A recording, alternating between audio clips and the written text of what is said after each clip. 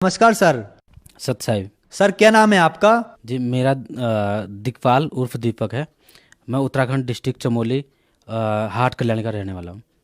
Sir संत रामपाल जी महाराज से आपने नाम दीक्षा कब ली? जी मैंने 14 अप्रैल 2013 को परम संत सदगुरु रामपाल जी महाराज से नाम दीक्षा ली थी। सर संत रामपाल जी महाराज से नाम दीक्षा लेने से पहले आप क्या भक्ति साधनाएं करते थे? जी भक्ति सब अंधविश्वास था। एक्चुअली जैसे हमारे बुजुर्ग लोग प्रथाओं के हिसाब से देवी देवताओं की पूजा करते थे। हम लोग पहले तो ये भैरों की गोलों की मतलब जो भी उत्तराखंड में जो ये देवी देवता हैं, उनकी पूजा ज़्यादातर मानते थे।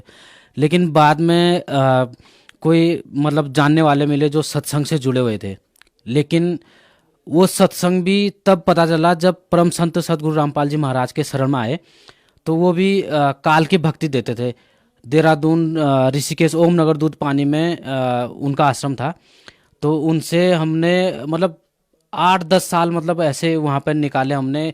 उस भक्ति को मैं इतना करा मतलब ध्यान में बैठना 2.5-3 घंटा मतलब मेडिटेशन करते थे। सर आपने बताया कि पहले आपने हरिद्वार से कोई सत्संग लिया, तो क्या वहां पर कोई गुरु भी थे?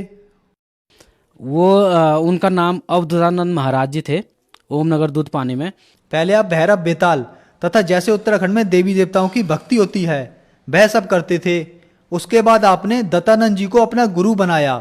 तो इन सब भक्ति करने से आपको कोई अनुभव भी हुआ? अगर आपको कोई अनुभव हुआ तो हमारे दर्शकों को जरूर बताएं। जी अनुभव तो क्या था, एक सिर्फ तसल्ली के लिए मतलब खाली एक नाम था भक्ति का कुल मिला के। तो उससे फायदा तो कुछ था नहीं। तो मैं बता रहा हूँ कि मतलब 2-2 3-3 घंटे में मेडिटेशन करता था, ध्यान में बैठता था। तो उसमें ऐसा लगता था जैसे कि पूरी पृथ्वी मेरे लिए कम पड़ जाए, इतना ध्यान में ऐसा विशाल शरीर लगता था। लेकिन फायदा कुछ नहीं था। तो उसको जितना ज़्यादा भक्ति करता था उतने ज़्यादा दुख आते थे। उस मतलब सुख में भी दुख क्रिएट सा लगता था। मतलब मैंने कई बार ऐसा सोचा है कि मतलब कि मैं आत्महत्या करूं, मतलब ऐसी प्रेरणा होती थी।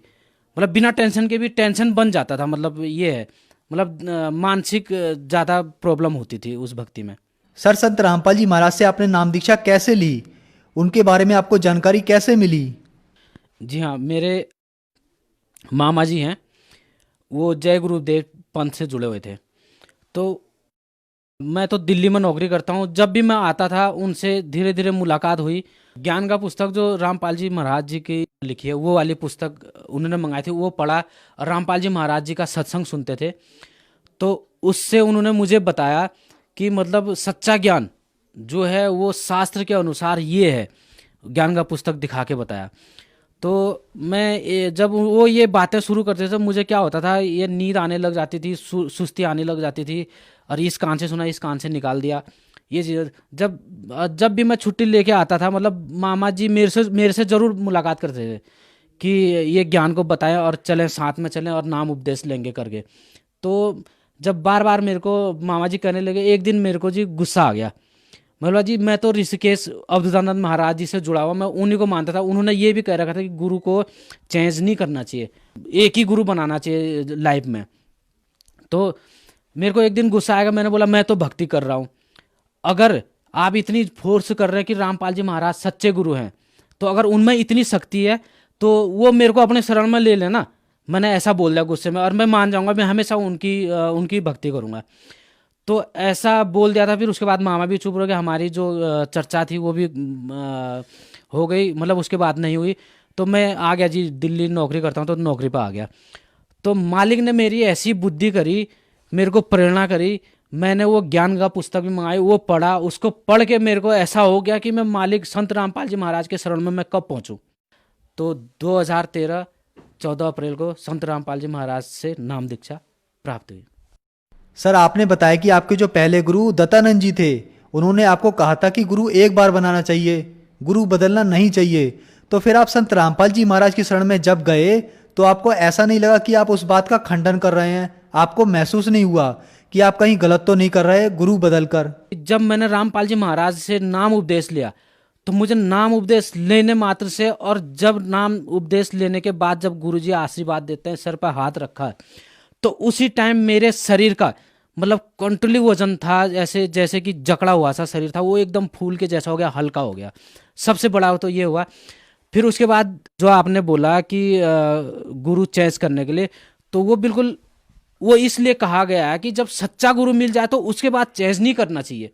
लेकिन जब तक सच्चा गुरु नहीं मिले तब तक तो 10 करो 5 करो कितने भी करो गुरु कर सकते हैं। गुरु भी एक पूर्ण गुरु है, एक अधूरा गुरु है। एक काल की भक्ति दे रहा है तो एक सतपुरुष की भक्ति दे रहा है। तो हमको उस सतपुरुष की खोज करनी चाहिए जो तत्वदर्शी संत महाभारत में कृष्ण अर्जुन को भी कह रहा है कि तू उस परम तत्वदर्शी संत की खोज करो जिसके पास तू परम सनातन धर्म को प्राप्त होगा, यानी कि परम शांति को यानी मोक्ष को प्राप्त होगा। तो वो तत्वदर्शी संत हमारे रामपाल जी महाराज हैं। सबका गुरु एक होता है, इसलिए पूरा विश्व का गुरु, इसलिए जगत गुरु कहा गया है। तो वो जगत गुरु इस समय रामपाल जी महाराज जी हैं। तो सर संत रामपाल जी महाराज से जब आपने नाम दीक्षा ली उसके बाद क्या आपको कोई लाभ भी प्राप्त हुए? जी हाँ, ये बताना तो बहुत मुश्किल है क्योंकि चमत्कार हर रोज होते हैं, इतने चमत्कार होते हैं, पल पल चमत्कार होते हैं। सबसे बड़ा चमत्कार मालिक ने यही करा कि मेरी बुद्धि को ऐसा करा कि अपने शरण में लिया इस तुच्छ जीव को, क्योंकि परमात्मा पूरे विश्व को तारने के लिए आए हुए हैं।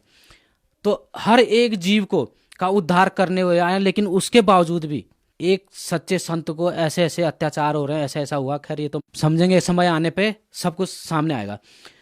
तो चमत्कार सबसे पहला यही हुआ कि मालिक ने मुझे अपने शरण में लिया। फिर दूसरा चमत्कार, जब मैंने मेरे जुड़ने के बाद 1-2 महीने के बाद मैंने अपने बेटे को जोड़ा।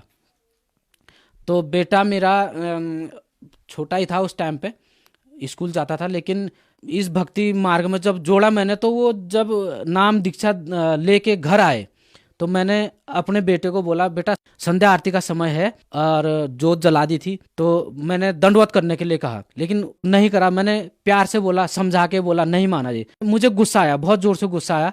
तो मैंने उसकी यहाँ से पकड़े, बाल पकड़े, मुंडी पकड़ी, मैंने गुस्सा आ गया जोर से, मैंने भेजा अपने गोद में रखा, यूं करके बहुत जोर से मार रहा था। तो मालिक ने मेरा हाथ ऊपर ही रोक दिया था। तो मेरे को शिक्षा दी मालिक ने कि बच्चे के ऊपर ऐसा नहीं करता, उसकी भी रक्षा करी। हो सकता क्या होता, ज़्यादा चोट आ जाती, कुछ भी हो सकता था। तो ये चमत्कार हुए। और उसके बाद मेरे जो सर में दर्द रहता था, और जब मैं ब्रश करता था खून निकलता था, और बीपी हाई लो होता था। तो उसके नाम दीक्षा के बाद 3-4 महीने में पता नहीं चला कि वो जो सर दर्द था, बीपी हाई लो होता था, और मतलब वो पता नहीं चला कि कहाँ गया। तो ये लाभ हुए और होते रहते लाभ। तो सर संत रामपाल जी महाराज से नाम दीक्षा लेने के बाद आपको बहुत लाभ मिले, तो जो समाज आज आपको सुन रहा है, आप उन्हें क्या संदेश देना चाहते हैं? मैं सभी मानव समाज को यही संदेश देना चाहता हूँ कि जल्दी से जल्दी आए और रामपाल जी महाराज से नाम लेके और अपना कल्याण करें। सर संत रामपाल जी महाराज से नाम दीक्षा लेने के लिए क्या करना होगा? रामपाल जी महाराज से नाम दीक्षा लेने के लिए जैसे चैनल हो गया, उसमें रामपाल जी महाराज का सत्संग चलता है। उसमें नीचे एक पट्टी चलती है, उस पर व्हाट्सअप नंबर और मोबाइल नंबर वगैरह होते हैं। उस पर कॉन्टैक्ट करके आप पता कर सकते हैं कि कौन से स्टेज में कहाँ पे नाम दीक्षा स्थल है। तो वहाँ पर आके आप संपर्क करके नाम दीक्षा ले सकते हैं। धन्यवाद सर। सही।